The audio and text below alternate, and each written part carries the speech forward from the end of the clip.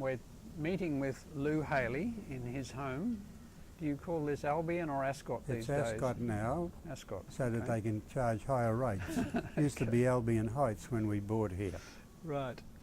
And it's February the 5th, 2013. Question number one, architectural qualifications. Where did you study and when did you finish that course? Well, to start at the beginning, I did junior at the Brisbane Grammar School. Then I worked for a while at the Brisbane City Council, hoping to get into the architectural department, and that became a bit of a red herring.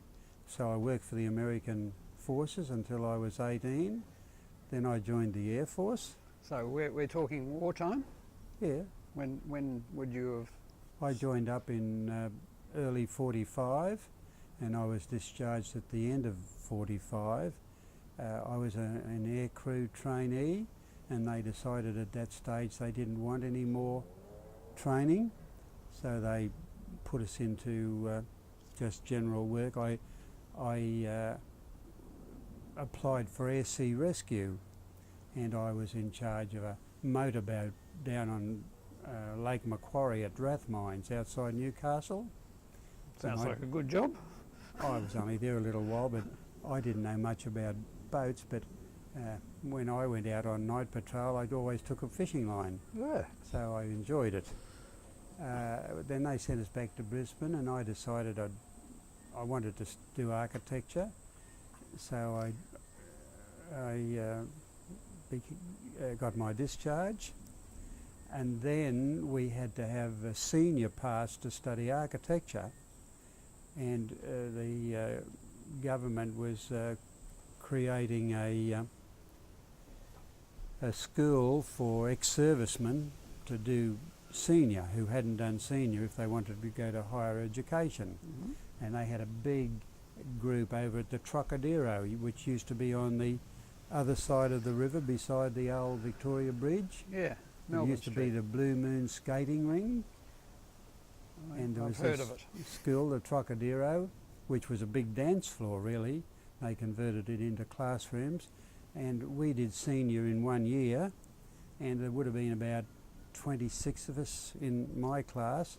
Jack Parkinson was one of them, and we did senior in a year, and then we went to the first course of the Bachelor of Degree Architecture down at the end of George Street. And in our first year there, we had to do physics, chemistry, pure maths, applied maths, and it was a pretty hectic beginning. This would have been 1946? This was 1947. 47.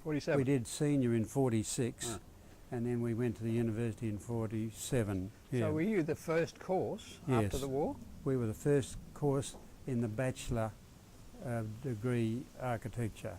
Hmm. So how many of you were there? Well, does this help? Yeah, there's a few missing from there. Well, there's 6 there. There was Ron Lucock, as I told you. He was the only one who wasn't an ex-serviceman in our group. And George Curtis is missing, and Jack Parkinson. So there were 9 of us. There's George Unsworth, Tom Corcoran, Cliff Walsh, Owen Ryan, John Cowan and myself.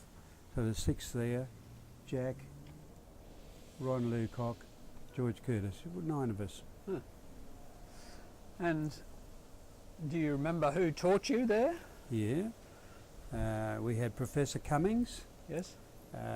Mr. Lucas. Bruce Lucas, yeah, we used to call Bruce Filthy because of Lucas. Filthy Luca, you know. I suppose it was ex-servicemen letting their hair down a bit. And Athol Bretnell took us for some artistic interior decoration. Not that we did much of that, but we did a bit of learning about colours and combining colours and all that sort of thing. Did you have to do those architectural plates that we had to do with the orders on them and watercolour them? And We did some. Yeah, Yeah. we didn't do a great deal, Rob. We didn't. Yeah, I think everyone was feeling their way at that stage. We did. We did projects, you know, designing bits and pieces of things, but we didn't do too many plates. No. so you spent how many years at George Street before St Lucia, or you didn't go to St Never Lucia? ever went to St Lucia. Oh. The whole 6 years was at George Street. And did you have to work during that period? We were supposed to work during school, during the holiday breaks. Yes. I worked at one stage with a building company, building houses out at Stafford in the, you know, the war service home type homes. Hated every minute of it. It was just so hot. You know, this is during summer, working out in the sun, which we weren't used to. Hated it. But you learn a bit when you're on the job. You know, it's one of the things with the architectural course. There wasn't much practical work. You know, you had to get your hands dirty and learn how people put things together and what goes where.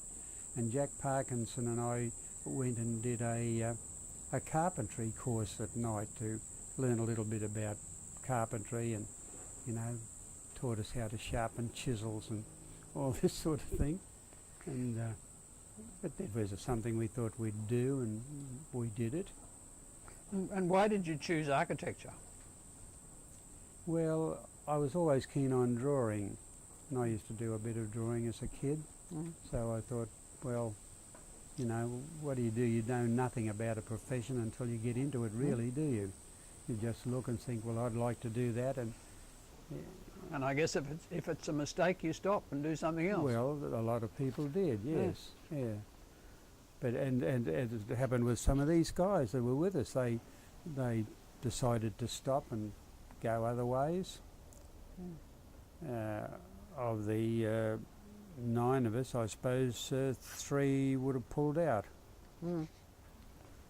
And did you, after you'd finished that course, is that when you got your first opening with an architect? Yeah, I worked for a small architect group. It's called Chambers and Ford. Mr. Chambers, I think, had died, and Mr. Ford was the boss. He was a small man and partly crippled. I think they'd done some good church work around Brisbane. I think that one over on the hill at Wollongabba was one that they did. I might be wrong, but I think that was one that they did. And there was 3 of us in the office. There was Theo Hutton, who became Lund, Hutton and Newell, Jeff Biggs, who went down to Sydney, and myself. And there was a secretary and Mr. Ford himself. And where was that? That was in Queen Street, in an insurance office building down near the corner of Eagle Street. And there were other architects in the building? No. No? No. There weren't many architects around then. You know, it was a time when we didn't have enormous numbers of architects, and you knew nearly all the architects around town, all the offices anyway. And they were all very friendly. But they were all in Queen Street, weren't they? Oh, no, well, Conrad and Gargett were in Adelaide Street. Adelaide Street. One was over West End. No, they were all around the city, but I wouldn't say they were all in Queen Street, Rob. I wouldn't know. Well, When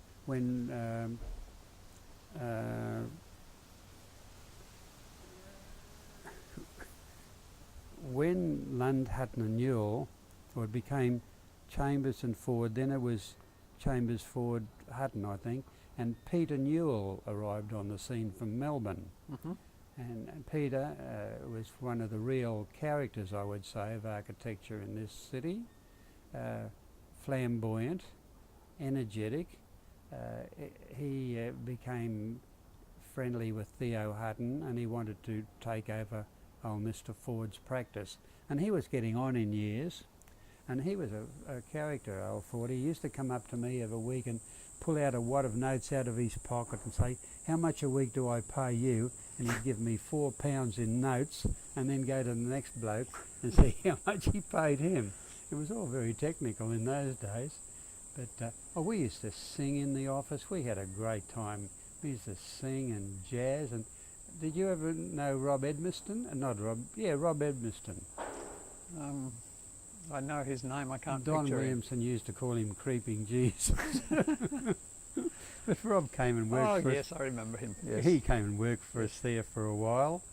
And we had a great time. We enjoyed it. We were doing a lot of houses out in the west at that time. There wasn't a great deal of work around, I don't suppose, but it didn't. Well, I should talk about Peter. I started Peter Newell. Peter Newell was a flamboyant character who used to come up from Melbourne. Very clever with literature, a very good salesman, and always brushing his hair back, you know.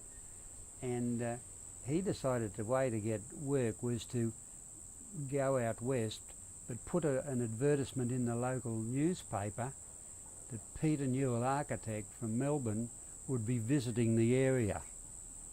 See if he could get work that way. You weren't supposed to advertise in those days, but he'd just say he was visiting the area. And he got a few jobs, but we never had any big jobs. They were all small jobs. Mm. And then I worked for a while with Donahue, Cusick and Edwards. Their office was in Creek Street, at the back of the old National Bank building. There was a building behind there which was demolished for the new Australian Estates building when we did that. So I worked with him for a while. And they did Catholic churches? Oh yeah. Yeah. I did quite a few details for church architecture. Bernie Lewis worked there.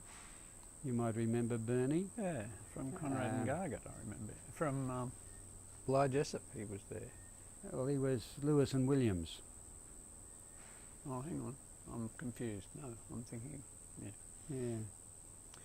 Ron Percy, he worked there. I think Ron's still practicing in town here. And Chambers and Ford eventually became Lund, Hutton and Newell. Yes. Neville Lund was an ex-serviceman, very nice man, Neville, and they formed the new company, and they went into Players Building in Queen Street. Remember Players Building? Yes. Used to be in the gully there. In fact, when they were building the new building, they found old timber bridge underneath in all the mud in the foundations, where the creek that goes through Brisbane went round through onto the river. Yes. You know, it came down through the... I've got a big map of that. It might be of interest to you. It's no interest to me now, but I've got it here somewhere. I think they called it the Wheat Bridge. Did they? Mm. Yeah, well, it was part of the early history of Brisbane, which is worth noting and keeping. Then I went to Conrad and Gargett, and at the time Mr. Conrad was in hospital with a heart problem. I never met Mr. Conrad for quite a few years when I was there. So what year would have that been? I think that was about 51 or 52, Rob. So you would have finished the course in 53. I graduated in 53. Yeah. So this was before, while you were still studying, you were working for these architects? Yeah. And I stayed there until 82 at Conrad and Gargett. Mm. And, you know, we had some pretty busy times in the early stages of 70s, I suppose. But how big was the firm when you went there? Not very big. There was Mr. Gargett, Vivian Curtis, Ken Walker, George Rubus, Elmar Crams, and Shirley Court. Oh. That's all. And then Charles Hamilton came, and Did he then- come from outside? I mean, is he a Brisbane person? No, he came from Melbourne, Huh. Charlie. He came up here and he worked for the council for a while too. And he rewrote all the, with Pickersgill, remember Pickersgill? Yeah. They wrote the new bylaws for the council. All the regulations we had to adhere to when we submitted plans for building approval. In those days you went to the council and had your buildings checked with a council officer, and you probably discussed things with them. So where was Conrad and Gargett then? We moved up into Needham House on the top of Leichhardt Street. So when would that have happened? Oh, Rob. Needham House was the little brick building that's It's still there on the corner Yeah, on the of corner there. It's still there. something. We occupied the first floor. Although we had an office down in the MLC building as well. When it was on site, you mean? No, after it was finished. Oh, On the corner of Edward Street. yes. We had an office there for a while. And And the house that was across the road from... that was bought by Needham. the family, and we used that as an office as well. So we had Needham House and we had the house across the way. And that's when we were building up a big staff, because we were doing a lot of high-rise buildings around the city. Mm. We had quite a few on the go at one stage. Well, I started there in 64, 64 was it? Well, you came to Needham House. and I came to Needham House, but Yeah. Milford was there Yeah, across the street, yeah, and it seemed to be full of people then. yeah, yeah. So the staff grew. Oh, yeah. I think the first big building we did was the Royal Globe Insurance down the bottom of Queen Street. Although in I think it was 59, I got the, oh no, there's some, I don't remember the dates, but you know, I got the job of doing Channel 7 television station. So that came through the Courier Mail. So we'd obviously done the Courier Mail, and Charles Hamilton and Wilf Dews and a group, Gary Cummings, they were all working on the Courier Mail. So in the early 60s we'd built up a fair staff, I would say, because you know, at one stage we had a bit over 100 staff, so it built up pretty quickly. And it's amazing the number of people that you see around who went into their own practices have all been through the Conrad and Gargett firm, Yes. you know. So when you were doing those first high rises, who was sort of designing them? Well, Keith Frost Did was he come involved. after you or at the same time? He was there in my time. We were both partners. But he came before you or after you? He came after me. Yeah, he came after me. Graham Bly was there early days too. Hmm. Was he there in your time? No. Gabriel Pearl spent a bit of time with us. Yes, he was there. Eric Buchanan. Did you know Eric Buchanan? Ken Walker.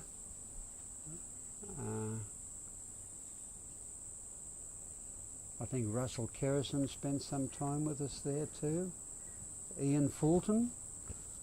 Remember his father was Charlie Fulton? It was Fulton Collins. Yes. Well, they were all there at that stage. And Lund, Hutton and Newell, I think, were just across the street too, in another Yeah, they house. were. Yeah. And Kerry Whiteoak came from Lund, Hutton and Newell across the road to join us. He was with Lund, Hutton and Newell for quite a while. He started there as a young fella, I think.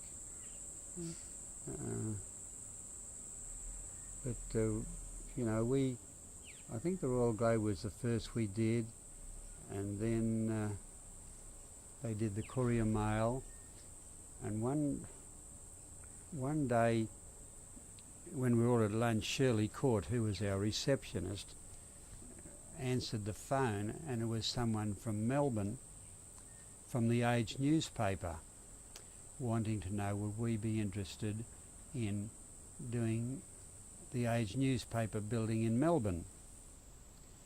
And of course we did that, and Charlie Fulton, who had done the Courier Mail, and I was co-opted with him, so we worked on the Age newspaper building in Melbourne, and we used to go down in the afternoon, pick up with all the Age newspaper building in the evening, and they'd go on, and my eyes were dropping out by the time you got to about midnight, talking about blinking building plans and all this sort of thing, and I hated it.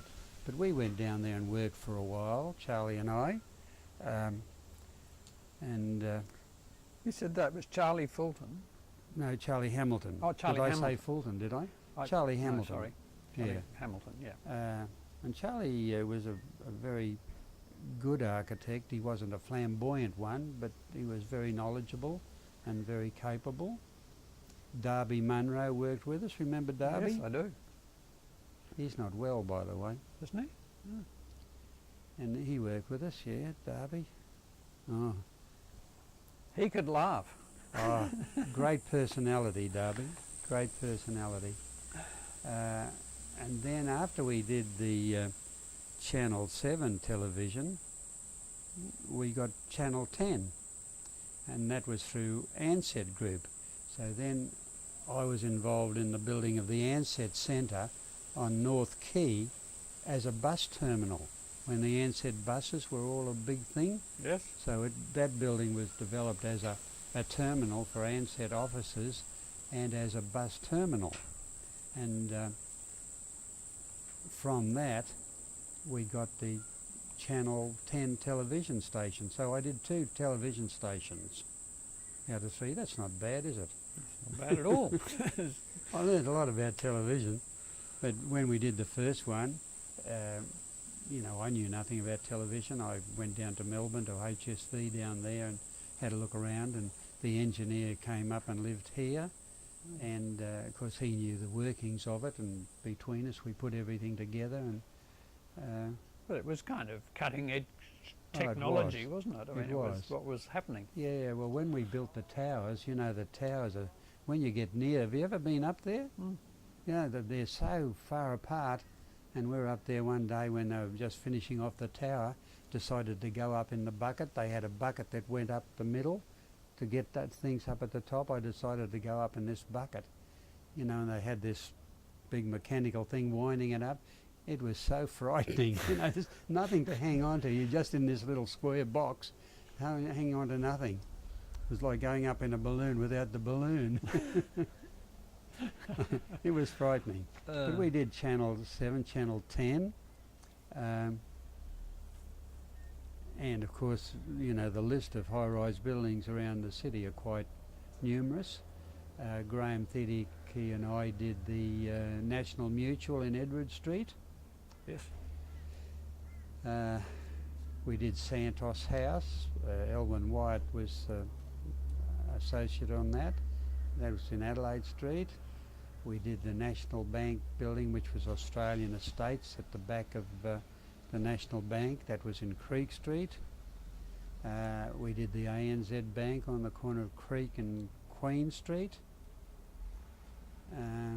We did the executive building for the government down George Street.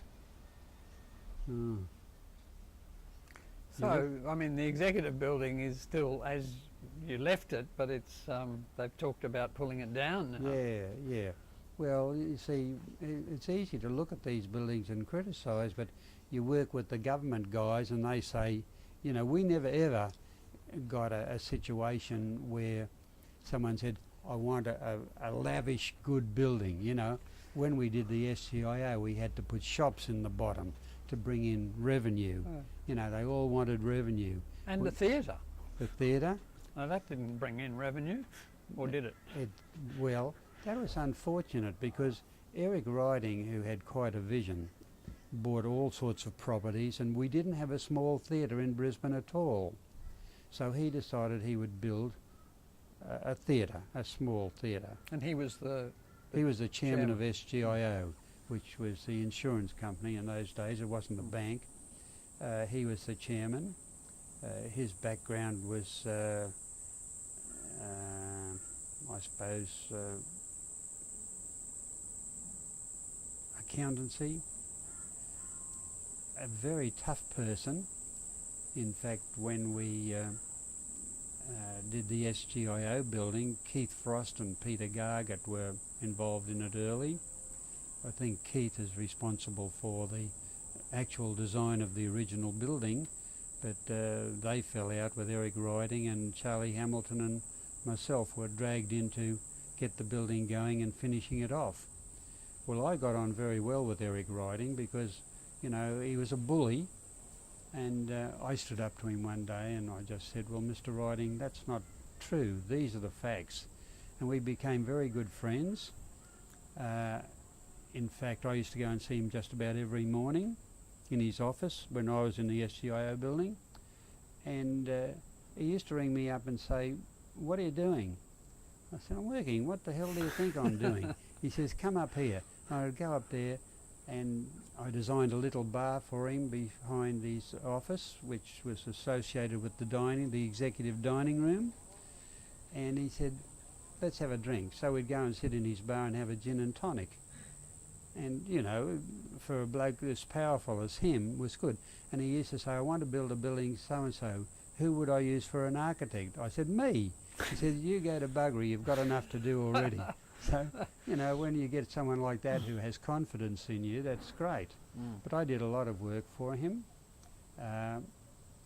We did Camalco House, we did an SGIO in Nambour. I used to do a lot of work for MLC and banks. I worked for the CBC, which has gradually become the Bank of Queensland, I think, or they've gone out of business. Bank of Queensland, National Bank, ANZ Bank. The only one we never got involved with was Westpac. So, you know, we did a lot of banks. So who got those jobs? Who had the connections? I mean, how, or was it just passed on? If you got one, you just got lots? Well, I think a lot of them came to the firm because the firm had a good reputation, but there were a couple of us in the office who were in really good friendly basis with the premises officers of ANZ, Frank Holmes and myself. Frank did quite a few ANZs.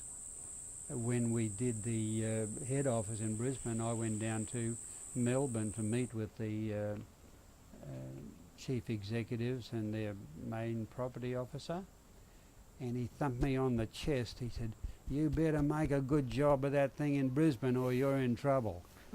And you know, we got on, we had good terms with most of those people.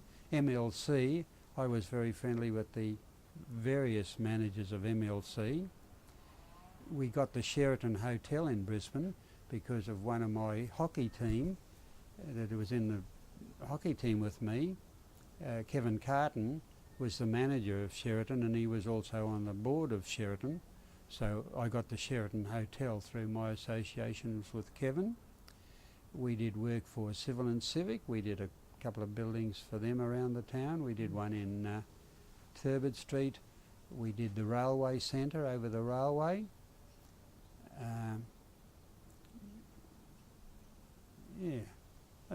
We did quite a bit with So that railway centre came out of Conrad and Gargett, did it? Well, the railway centre came through Civil and Civic. I see. But the Sheraton Hotel came from us. Oh. And of course we had to work with architects from Hawaii,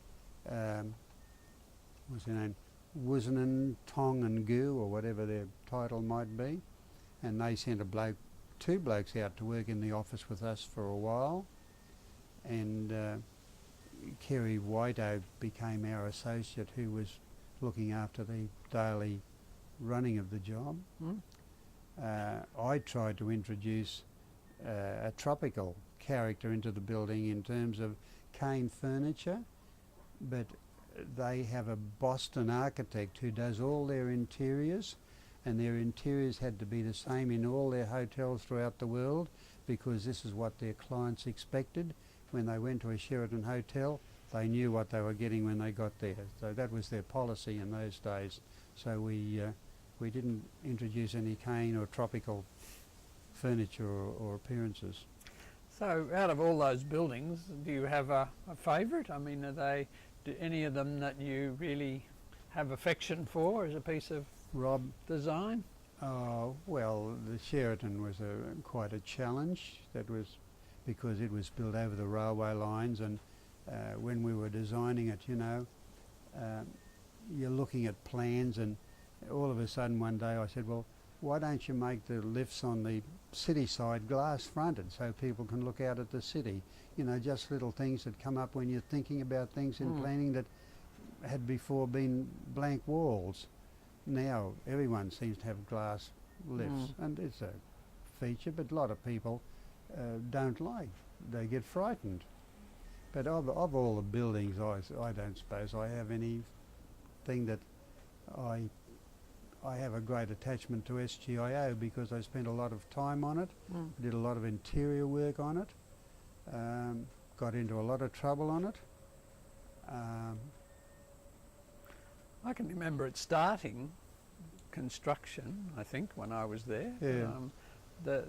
There were somebody fell off the scaffolding and died. Yeah, there were a couple of blokes killed. And you just thought, oh yes, you know, there's that happens, and, no one thought anything of it really. Well, it was a steel structure, and you know, Danny Nutter, there's another bloke. Danny Nutter got into trouble one day with old Mr. Gargett, because when we were doing the MLC on the corner of Edward and Adelaide Street, Danny was doing some supervision work, and he used to walk across the beams. Old BG got to hear about this, so he gave Danny the rounds of the kitchen not to be taking risks like that. It was stupid. But, you know, Danny was a fly-by-nighter, harem-scarum guy. John Kuro was another one. You know John, the conductor of the orchestra? They all worked there? Yeah, John worked for me on ANZ Banks. Yeah, he was a good draftsman, John. You mentioned hockey before. Now, you played a lot of hockey? Yeah. And you did that all the time through there, or while you worked? At school I played cricket and football.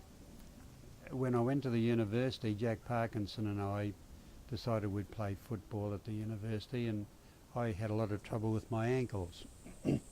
My first year at university I failed pure maths because I'd never ever done it before and I didn't know the principles. So I went to a tutor, a guy called Fred Schubert. He and his brother Sid played hockey at Queensland University, and the team had just been on a trip to West Australia, and he was telling me, you know, what a wonderful time they had. And he said, have you ever played hockey? I said, yeah, I have. Because when I lived at New Farm, my best pal across the road played hockey, and I used to go to hockey with him, and whenever they were short of a player, I'd step into the team. So I said, yes, I have. So he said, well, come out for a trial. So I went out to university and I had the trials, I played, I got into the reserve grade side, and then I think in '47 I had a tour to Adelaide with the Queensland University hockey side, and then I think I was in the side on trips all around Australia several times. Well, you were pretty good. I got into the Australian Universities team on quite a few occasions. I toured New Zealand with the Australian Universities team in '54. I was in the Brisbane team, I was in the Queensland team, I was selected in an Australian team in 1955, 56 I went to the Melbourne Olympics. 58 I toured New Zealand with the Australian side, and 60 I went to the Rome Olympics with the Australian side, and then I retired because in 1960 Pat came over to Rome and we did a 6 months tour around Europe, and then we went home through America. So I decided, well, I'm away from it for 6 months now, that's the end. So I quit, but I still played out at university, and we won the premiership, the first and only time ever, in 1962. So I've had a fair time, and I was an Australian selector from 67 to 88. So Well, yes, I've had some time with hockey. and it was probably quite beneficial in terms of the people that you met were a different group, but they come from everywhere. I suppose it was a good entree, Robert, you know, something to talk about, I guess. You said you travelled through Rome and America?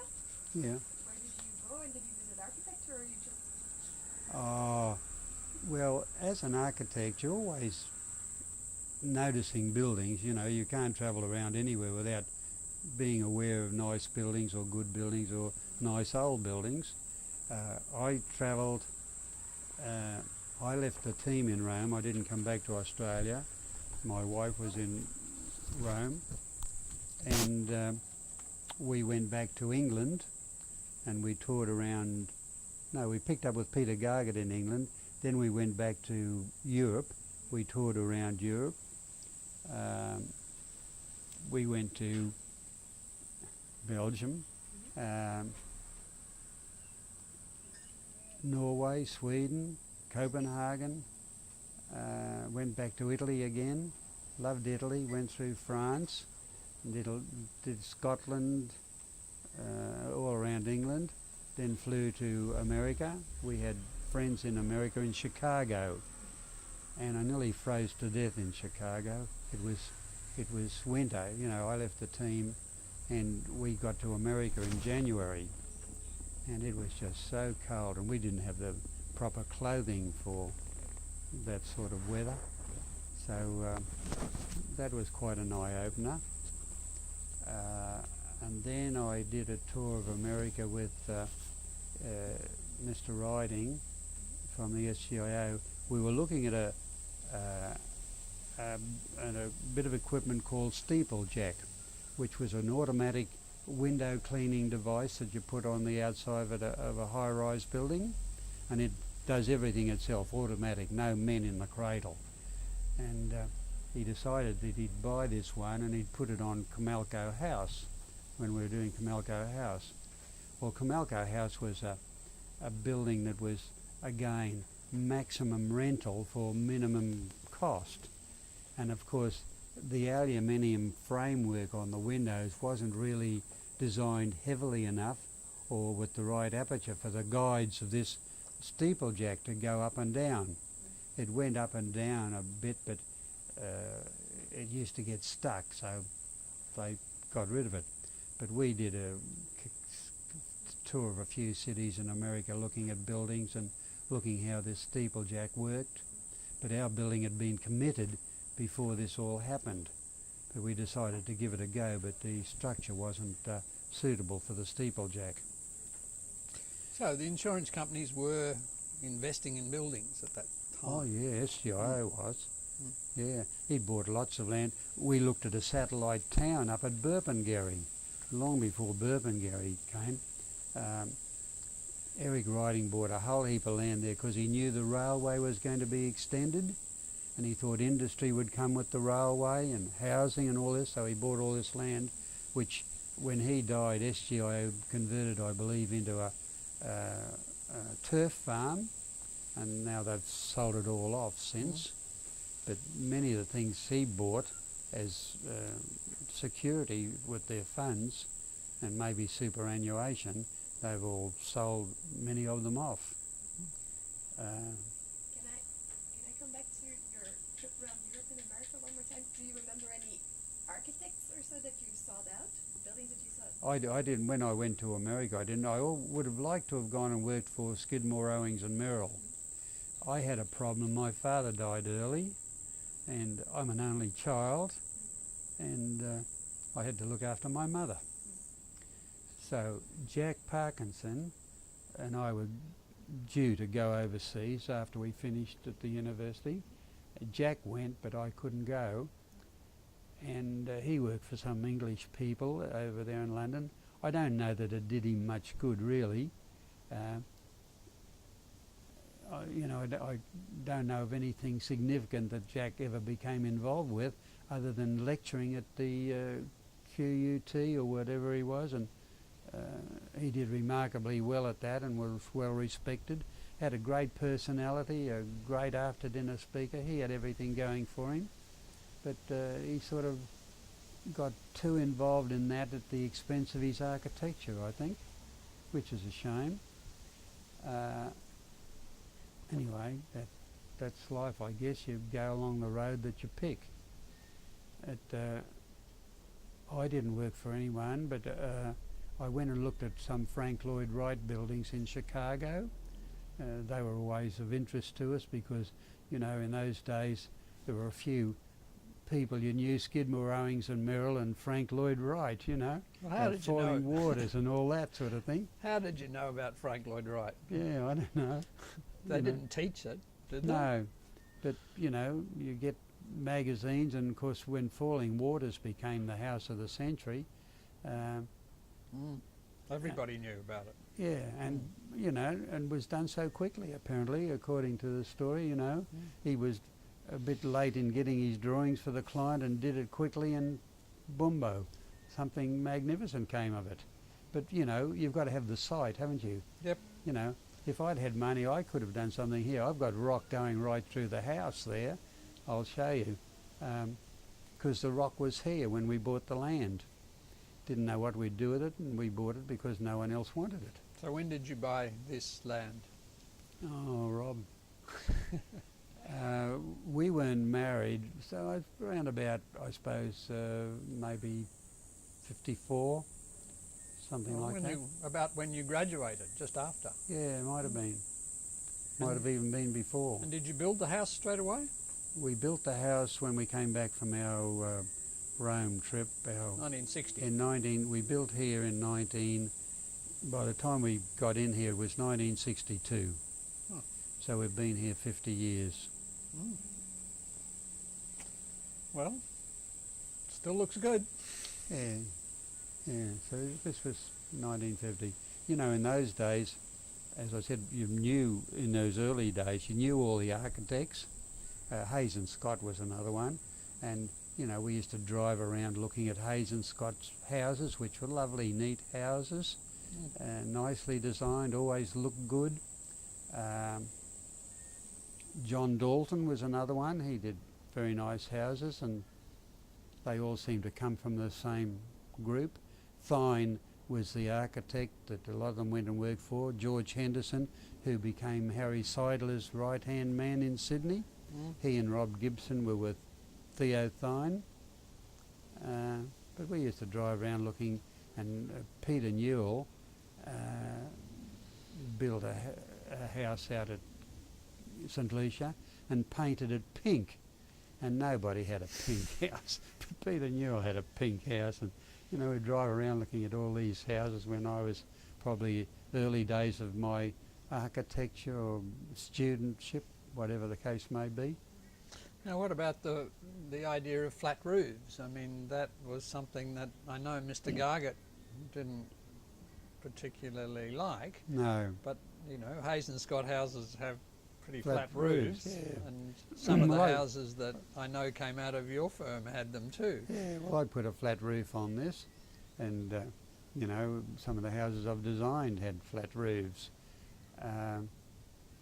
The thing about here, I suppose, there was an old house just at the back of us, and if you build a high roof, it blocks out their view of the city.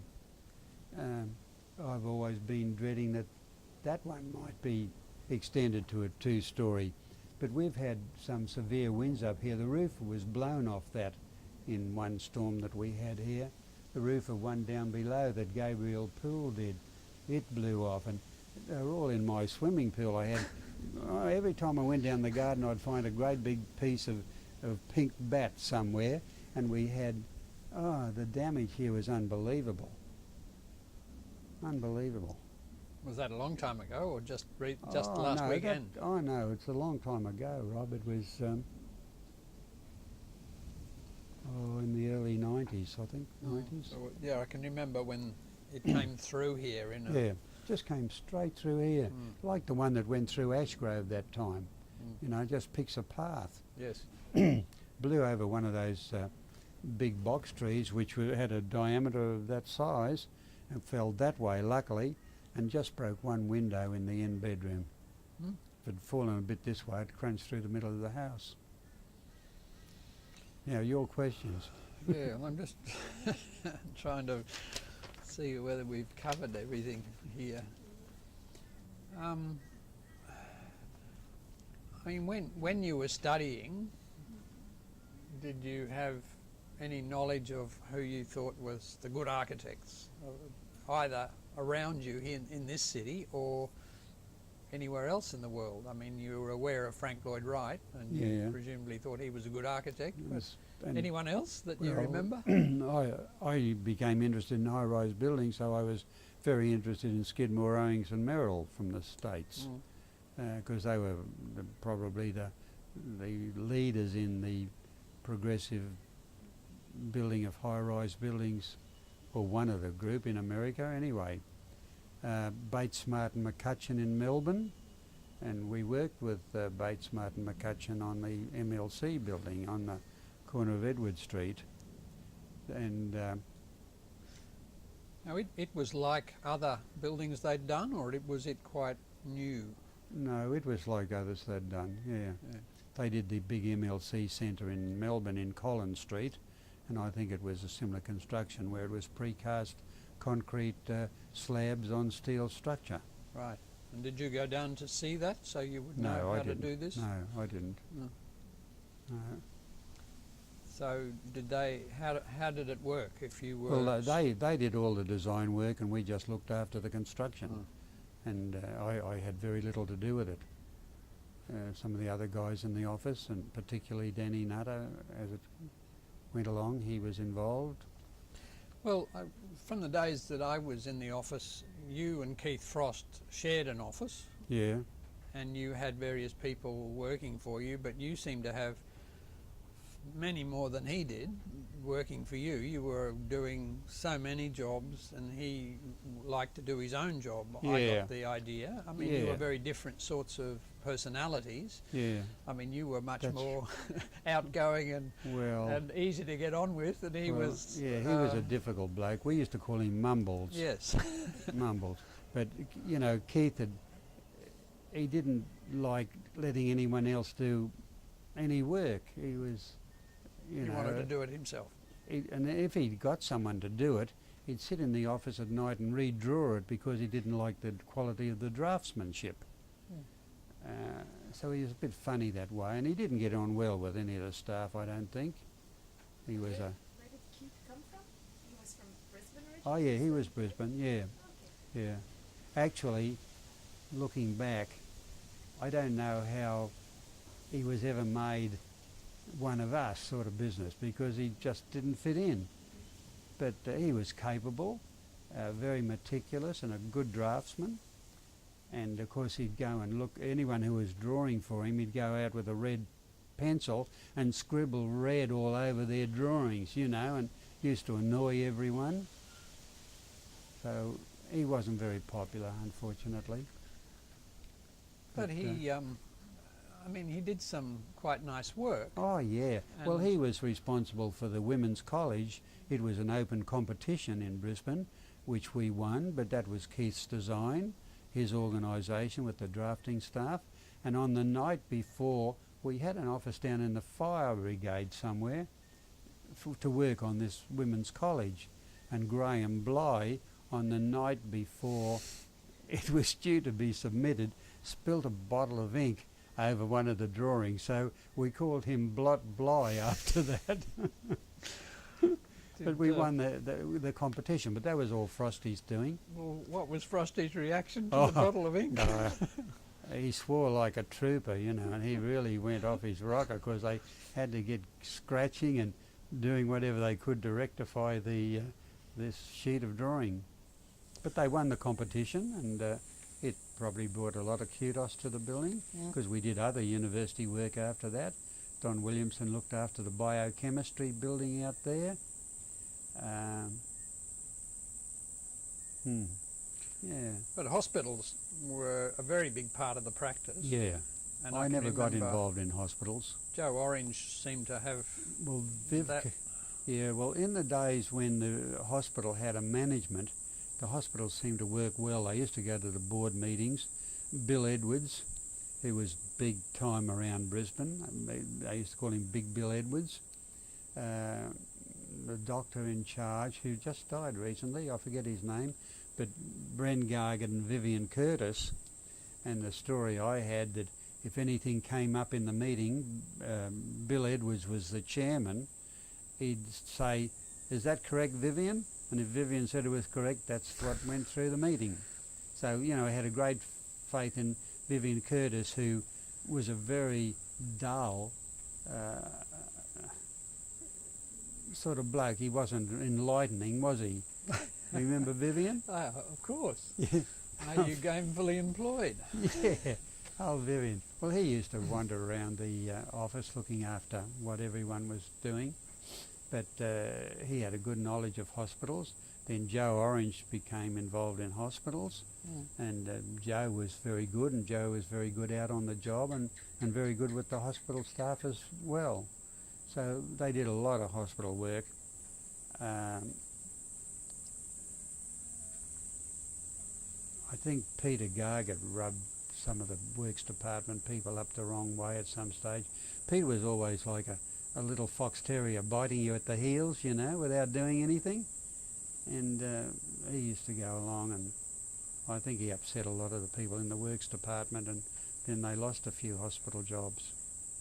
But I see they've got it back again now with the new children's hospital. Yeah, well, hospitals are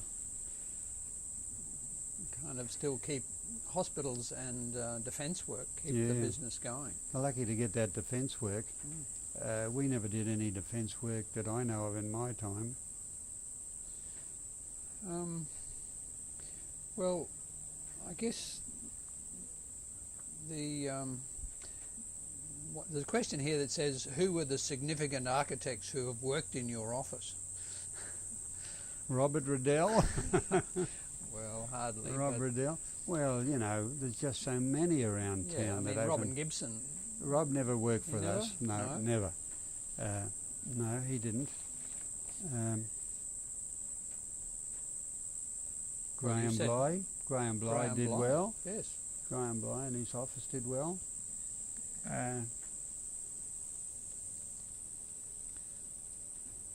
Ian Charlton and Danny Nutter, they went out together.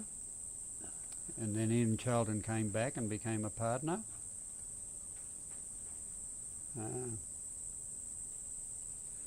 Well, there's so many of them, Rob, I just don't Yeah. remember them all. and Remember, I'm old, I've got lots of memory.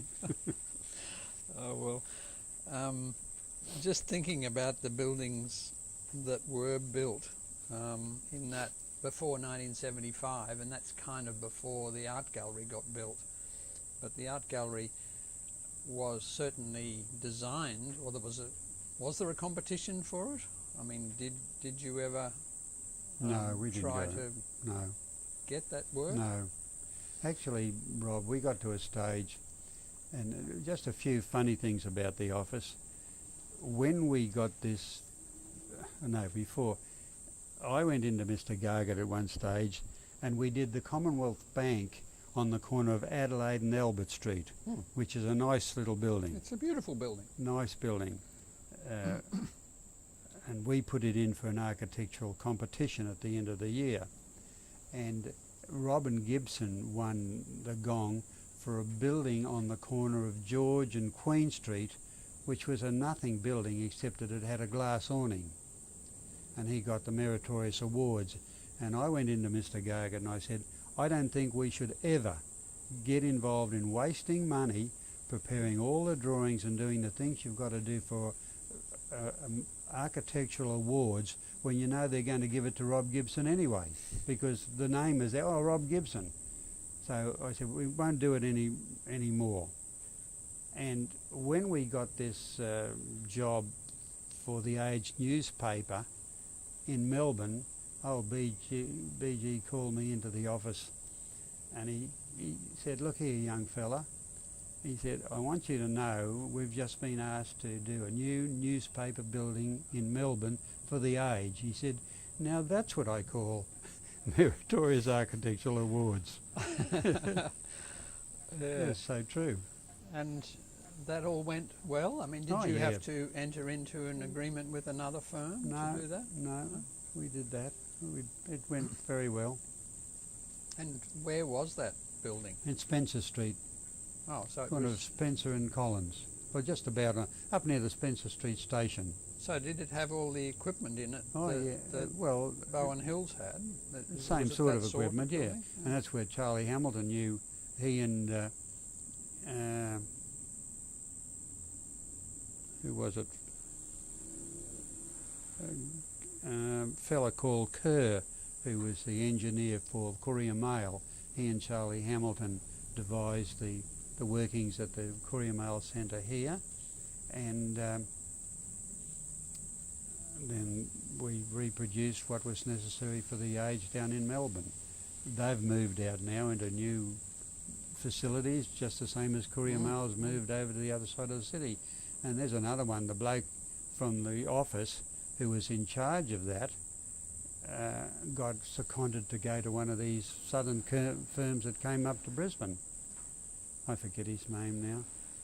But, you know, we went through a stage where work sort of slackened off down in the southern states and it started progressing in Queensland, probably under Joe's control, his timing, and all these firms started to come up into Brisbane looking for work. And so, you know, you get staff moving around, going to better deals, I suppose, or better experience or different experience. Yeah, well, I suppose Peddlethorpe was one of those firms that Peddlethorpe came up, yeah, and Peter the Harvey. AMP building. Do you remember the AMP building? Yeah, the AMP. Was that the first thing they did here, or were they here for years before that? Oh, they weren't here very long. I think they came up to do that, Robert, because they were doing their work throughout Australia.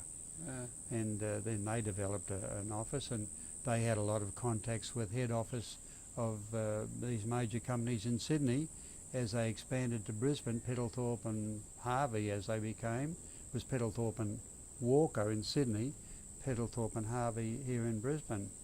And who was the Harvey? I mean, Peter Harvey. And did he come from here, or? No, he came from down south. Yeah. Nice guy, Peter. I remember him. You remember him? Yeah. Yeah, he offered me a job there. Did he? I wouldn't have been game to go in and tell Mr. Gargett that I was leaving, because he was like a fatherly character to me, you know. Yeah. But, did you ever see him sort of design anything? Was he interested Mr. in Gargett? doing that? Yes. No, all he did was sit in the office, and the theory in the office that all the mail came in through Mr. Gargett.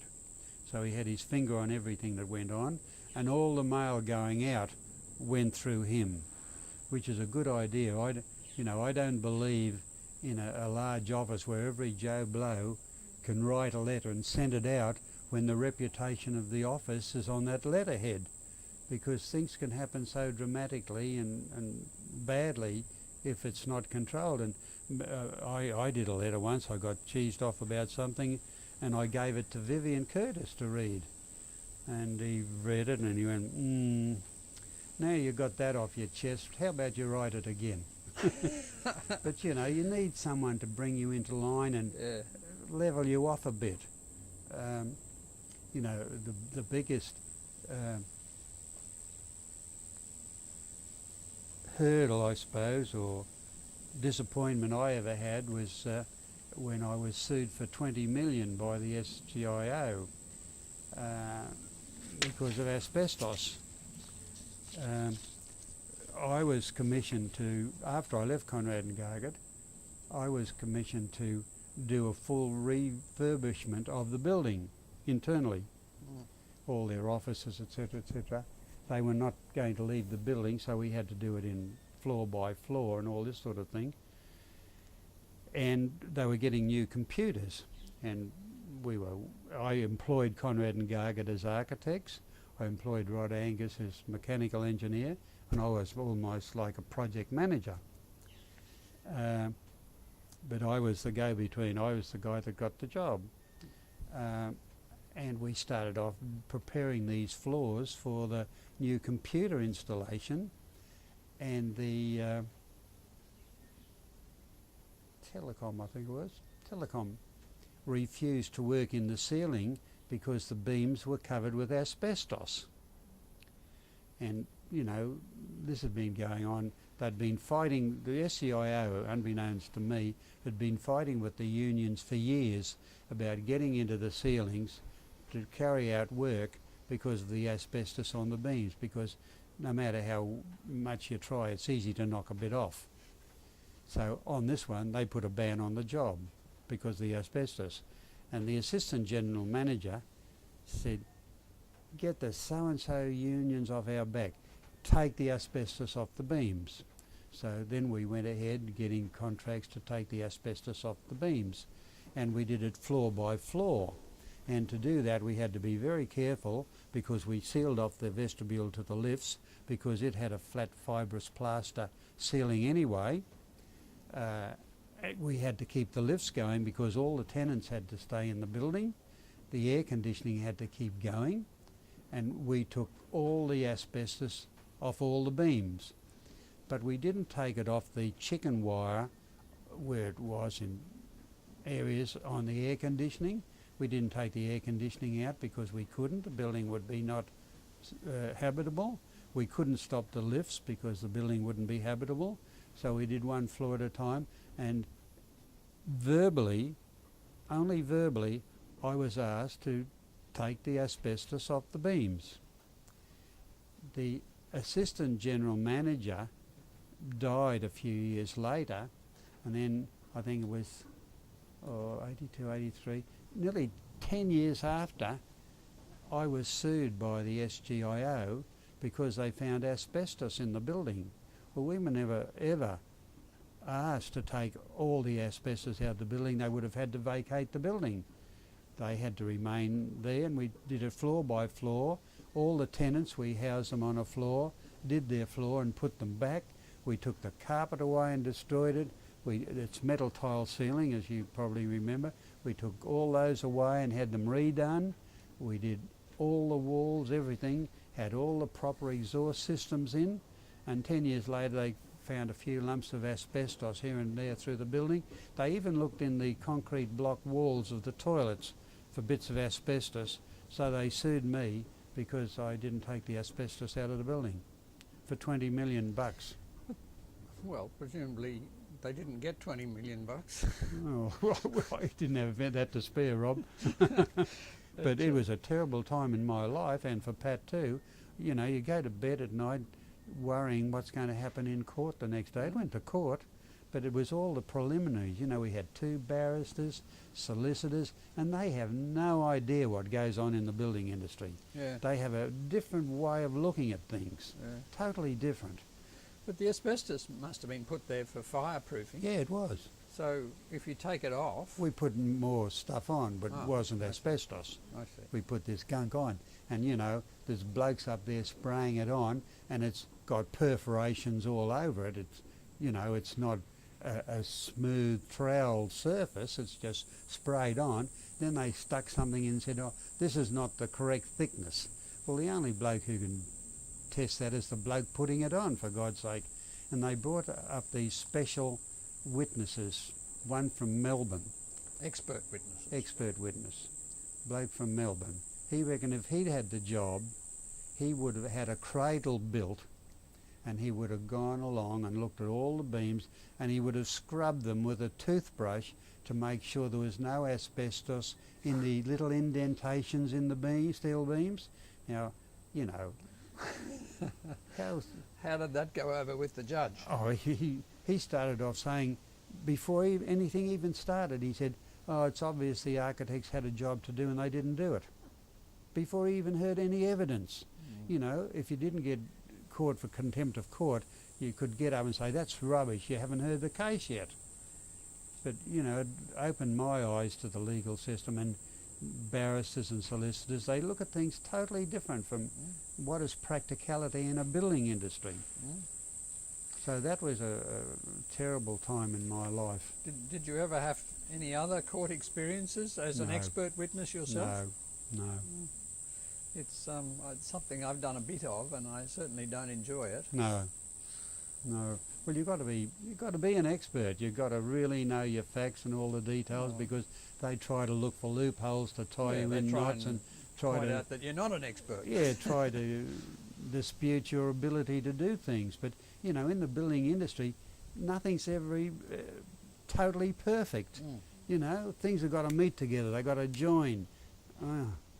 There's just so many things that the law doesn't understand, and that was a terrible time. Well, just thinking about a lot of, I mean, the SGIO building now looks totally different to the way that it used to look after someone's had a go at it. Yeah, with a paintbrush. I mean, how do you respond to that? Well, I think it's just desecration, really. Yeah, It's well, just... it sort of had, I mean, it just takes away the integrity of such a big thing in a very public way. It's like a cheap advertisement, isn't it? But, you know. But why was it done? Is it just to don't know. change the appearance, or I was don't it know. something they had to... I don't even know what it's used for now. Is it an office still, or someone said it was going to be units? Well, it's not units, but I don't know if it's fully occupied. No, I don't. Well, the SGIO have moved out of it, haven't they? Yeah. Didn't they move up onto the top of Queen Street? Yes. Yeah, that's a funny looking building too, isn't it? Yes. Sure. Well, you've seen Brisbane change enormously, and you've had a lot to do with the way that it has changed. Yeah, I suppose going around the town, you know, whilst you don't do everything, but you're involved in some way in lots of buildings around the town. A lot of them have been changed, like the ANZ Bank. I suppose they all get changed, didn't they? Well, then some of them were changed through the office, like the Camalco building Yeah, turned into a different building. yeah. Well, they spent more on resurfacing the building than we spent building it. Yes. You know, because it was an economical building, and it was what we were asked to do. Yes. And then they come along and put all the adornments on. I think they spend 60 million doing the refacing of it. Well, fraction it. I think we built the SGIO for about 7 million. When I look now at these buildings for 560 million, I think architects' fees, God, I wouldn't have to worry about where I'm going to get my next feed from if I was involved in those. But I suppose they're not getting full fees. Oh no, not. Yeah. And Well, you've had the experience, I suppose. The buildings get more and more complex, so there's just more and more things that can go wrong. Yeah. And these, what they call them, sensible buildings. Sensible buildings with glass facades, so 3 times as much air conditioning to make them work. You know, the only sensible building in Queensland is the SGIO building, because the sun doesn't penetrate any of the glass there, summer or winter. I think a little time in winter we had a little bit on the north side, but you could, and we didn't even need curtains because of the balconies. Yeah, well, I know there are a few buildings around town that have very expensive glass. Yeah. That in big pieces, and if you break a piece of that glass, well, it's a major exercise. You can't go down to Bunnings and get another piece, can you? You've got to get it shipped from Japan by someone who can make it. Well, apparently one fell out of the AMP the other day. Did you hear about that? It was on the news. A panel of glass had fallen out during this last blow. Did you hear that? I don't know where or what happened, but I just heard it. But remember, they had a lot of trouble on Waterfront Place with glass fracturing. Well, it hasn't been solved. I mean, they've still got all the canopies around the base of it. Yeah. In You case it see, happens. Robert, you buy something that's a finished product, a panel of glass. You put it in a building and it cracks, it falls down, you sue the architect. And the architects had nothing to do with making that panel of glass except buying a product that's finished, approved by everyone and placed in their building. Now, why should the architect be responsible? Yeah, well, they would say, oh, well, then the architect has to sue the maker, and so Yeah, it but goes on. then they have no responsibility because it's something no one apparently can detect. It's just something that happens in the manufacture of a product. Trevor Hennessy had a lot of trouble with Pigeon. You know, he took him to court. They had a court case going for years over the glass in that building. Yeah. Well, I think we've come to the end of what we wanted to ask you. But, Why is it all your questions? I was just wondering, one final question. When you were studying, there were no women studying architecture. Do you remember when first woman started working in one of the offices that you worked in? Yeah, we had Paquita Day. She did. She was ahead of you? No, she was after me. There were no girls when we started. I think she might have been one or two courses after me. But there were a few. We had a few girls in the office up there, Rob, didn't we? well, I can remember Paquita. I don't remember any others. There other was than another girl who died recently, a young girl, married to one of the architects. He's from our office here too.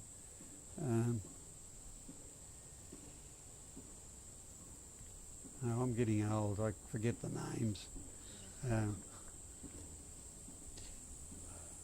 There was a question here that said, well, what's the best thing you've done? What, architecturally? Well, I suppose there's nothing anyone would look around the house and say, Lou Hailey did that. Well, Lou Hailey did this. Oh, well, I did this, yeah, but that's home, you know. Yeah, well, that's pretty special. Remember Duncan McPhee came out here years ago, not long after we built it. He said, you should have nominated this house for the Meritorious Architectural Awards. And I was totally against all that sort of thing. So, I suppose, I tell you one thing that we did, Graham Thedeke and I, a private chapel for the Archbishop up on Eldonell Tower. Have you seen that? Yes. It's a Frank Lloyd Wright background. Graham tell you about that? Yeah. Well, I worked on that too. Oh, did you work on that? Yeah. Well, that's a nice little thing. Yeah. No one would ever know it was there, though, would they? No, well, you pointed You out and to them. I, Graham. Yeah, And the Archbishop sold that to a private yeah. family. Last time I saw it, it had a boat parked in front of it. Yeah. And, Last time I saw it, all the gutters were full of branches and leaves and totally neglected. Shame. But that was a nice little job, wasn't it? Yeah, it was. Now, I don't know, when I was in my second year, you asked me, you said it was time for me to do a house. And I did a house for somebody called McLeod out at Chermside or one of those places. And it was a very Hayes and Scott looking house. Yeah. And anyway, I did some drawings and you corrected a few things and said, oh, we won't do that, we should do this. But, you know, I drew this thing and it got built. Don't tell me I had an influence on you. You did. You had a huge influence on me. Well, there's lots of houses around. You know, I told you about the Hoey house. Yes. And you said you had some photos of it. Yes. I don't remember much about it, but Janine, this was a house I did for a very nice couple, Hoey, Lorna and Les Hoey. This is before they had any kids. So the house is out of Brookfield somewhere, Yes. isn't it? and we became friendly with them, and they had a unit down at Burleigh Heads, and they asked Pat and I to come down and have dinner with them one night. We had a house at Palm Beach in those days, and we went and had, and these kids were throwing food at one another across the table and all this thing. We came away saying, how do you have kids like that when the parents are so nice? Anyway, I got a phone call from this guy called Howie, I don't know his first name. He's in the forestry, isn't he? Or something like that? I don't know. I Anyway, he one of rang the up girls. wanting to know what was my thoughts when I designed his parents' house. Well, I did, this is way back. I said, I don't know. I said, I think it was a boomerang, wasn't it? To get the view down the gully. They had a big well, block of land. Yeah. And I said whatever I could. And I said, you know, you were terrible kids. And he hung up on me. I didn't get another word in.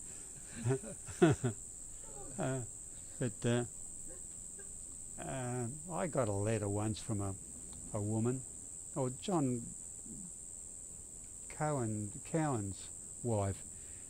He was a good friend, and when he left architecture for his wedding, I designed a house for him out. They used to own Wanganui Gardens. Remember Wanganui Gardens on the riverbank at Yeronga? Yes. I designed a house, and a few years back I got this great letter saying how much they'd appreciated the house and how wonderful it was, and they get the sun at the right time, and they get this and that, and how pleased they were that I'd done this house for them. And you know, it's the only time I ever got any compliments, really. Well, that house has now been removed, and I didn't. Mark Stockwell bought Wanganui Gardens, Mm-hmm. and he asked me to do a house for him on that site. Right. He asked a few people, but he's not building the one I did for him. Yeah. But it's a big house being built there now. Is that right? But I did photograph the things that were on the site, but maybe that house was already gone. Because it was quite a big site, and Oh, it there was were a big site, yeah. quite a few buildings on it. Yeah. Well, I never ever went out there to have a look around after the years had gone by. But she's still alive. He died recently, but she's still alive, and I guess she still lives in the house. And what did he end up doing when he left I architecture? don't know. Maybe he just ran. His mother started this Wanganui Gardens, and maybe he just ran that as a business. It became a wedding reception area, didn't it? Yes, yes. Yeah. Well, thank you. Oh, you're welcome.